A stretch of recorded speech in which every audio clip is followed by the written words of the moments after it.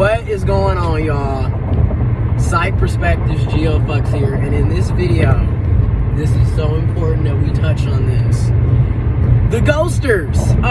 So the ghosters, similar to people who go and with the narcissistic discard, and when people will just discard you and kick you to the curb and act like you don't exist, you never mattered, and they go on about their lives. Ghosting is also a part of that, okay? You know, you're talking to a person, you're creating a relationship, or you're creating a bond.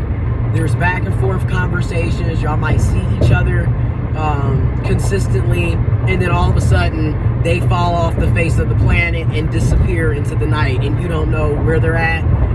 There's no longer any communication, no texting, no phone calls, no emails. Even on their social media, they might even block you or deactivate their social media account, and they just fall off the face of the planet, and they ghost. And what gets me in this situation is, if you're gonna ghost, stay gone. This is where y'all mess up.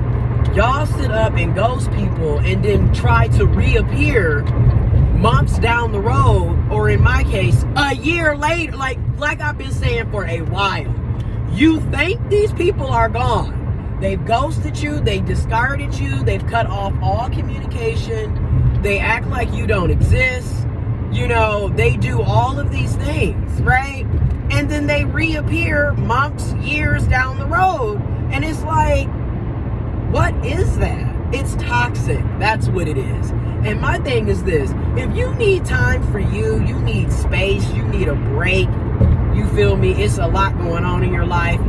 You're overwhelmed. You need to communicate that instead of ghosting, discarding, and disappearing and falling off the face of the planet, and then thinking that when you decide to come back, if you decide to come back, that the person that you discarded or ghosted is supposed to be welcoming you with open arms. It don't work that way.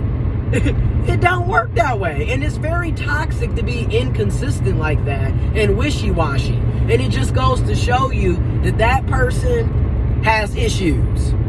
Okay? Because how do you just fall off the face of the planet and then reappear a year later texting as if everything is normal? That's not normal behavior, and we all know that. So I'm talking about this because it's also Mercury Retrograde.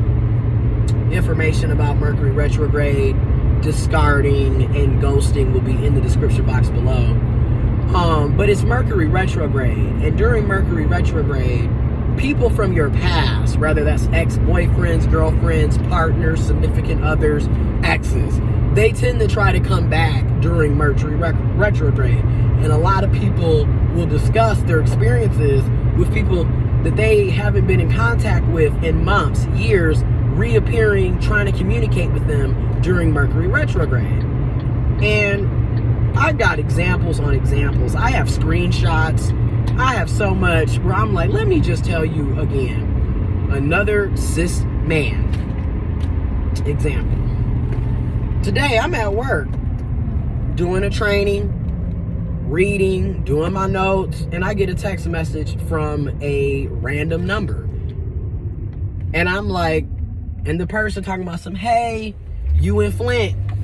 And I'm thinking to myself, I don't know who this is. I don't know, because it's a random number. So I responded, who is this? Oh, this is, we'll just call this person Jay. This is Jay. Remember me, blah, blah, blah. And I'm thinking, no, I don't, because I honestly don't. Like, and then, oh, well, we were talking last year, and then he sent a picture of himself, and I'm just like, we were talking last year. It's 2021, almost 2022, which means it's been over a year since we've communicated.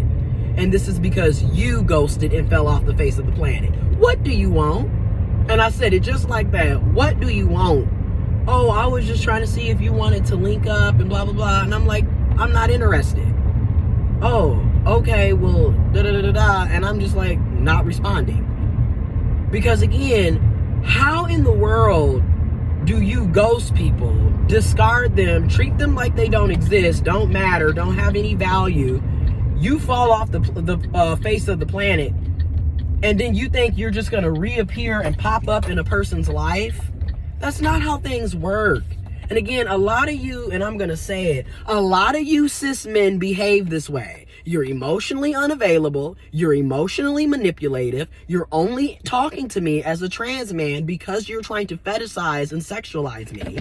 Because outside of sex, you don't want nothing to do with me. And it's obvious and it's clear as day. So why should I waste my time entertaining this bullshit?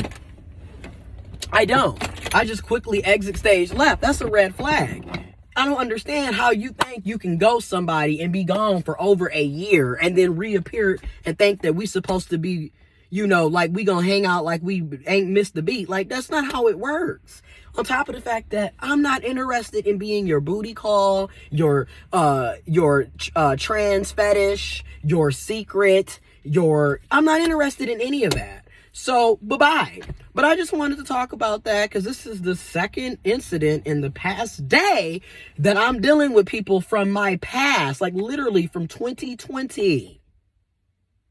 2020. It's been over a year and you're coming in and this is how they do. This is why I be saying these people feel entitled. They think that they have entitlement to your life. They can just come in and out of your life whenever. And that's why I'm always saying the final discard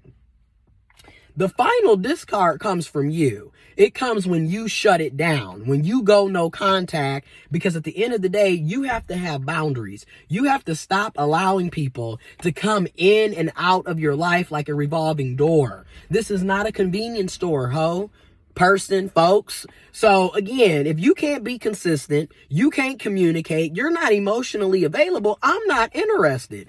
Deuces.